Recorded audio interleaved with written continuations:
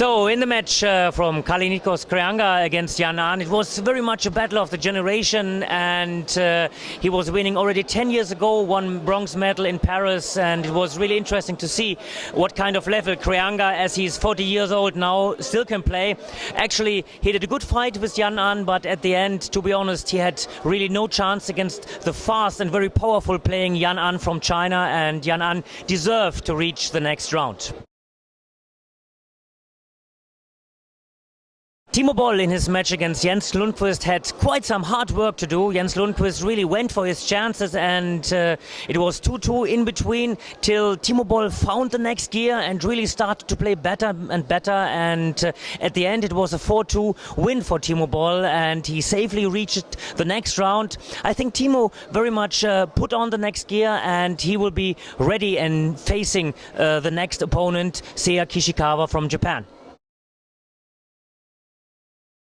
Robert Garros is the last remaining Austrian in the World Championship. This time not Werner Schlager, but Robert Garros. And Robert Garros did a very good job beating Omar Assar in his match. And Omar Assar was also fighting to the end after beating Adrian Krishan in the remaining last round, and it was really interesting to see, especially what happened after in the first game. Omar Assar had to change his racket due to the rubber was broken after he hit the table, and still he kept concentrated, he kept the momentum, he kept inside the game. At the end it was maybe Robert Garros the one who had the better ending for himself and reached the next round.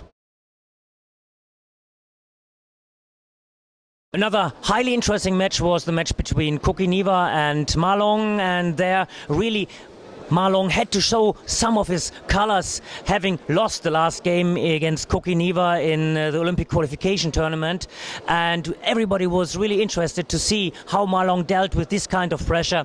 Now, after being 2-0 up, Kokiniva came back, really good fighting spirit, catched up with 2-2, and then Ma Long showed why at this moment it's so difficult to beat him. He put on the next gear, ending up with a 4-2 win over Kokiniva, but Ma Long also showed a little bit of weaknesses there, and Kokiniva, I think, has to be happy with his performance so far, and I think for the outcome it's quite sure that Ma Long is also able to be beaten, although it will be really hard, and we have to wait and see in which direction everything might be going in case there will be a quarterfinal between Timo Boll and Ma Long.